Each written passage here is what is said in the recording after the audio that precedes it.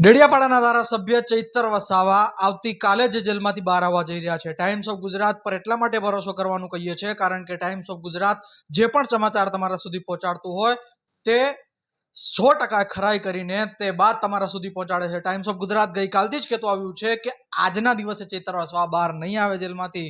ચૈતર વસાવાની જે કાયદાકીય પ્રક્રિયા છે જેલમાંથી બહાર આવવાની તે પૂર્ણ થઈ ગઈ છે, પરંતુ સાંજના અથવા બપોરના ટાઈમે ચૈતર વસાવાને જેલમાંથી બહાર લાવવાનો કોઈ પ્લાન જ તેમના સમર્થકો કે તેમની લીગલ ટીમનો નહોતો।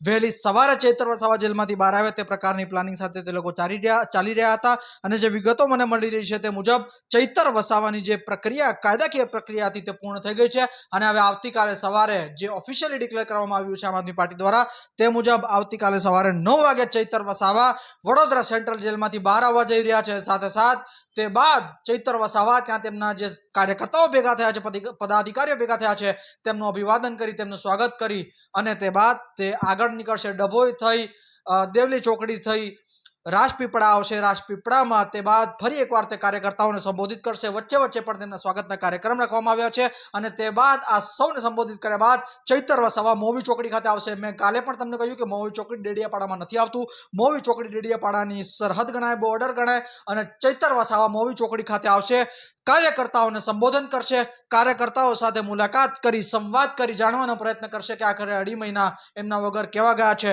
ત્યારે વડોદરાથી ટાઈમ્સ ઓફ ગુજરાત કાલે તમારી સાથે છે। ગ્રાઉન્ડ ઝીરોથી પલે પલની અપડેટ ટાઈમ્સ ઓફ ગુજરાત તમારા સુધી પહોંચાડતું રહેશે। ફરી એકવાર અમારા સૂત્રો સાચા સાબિત થયા છે અને અમે ખરાઈ કરી તમારા સુધી સમાચાર પહોંચાડીએ છીએ તે વાતમાં પણ હવે તમને કોઈ બેમત ન હોવો જોઈએ। Thank you so much.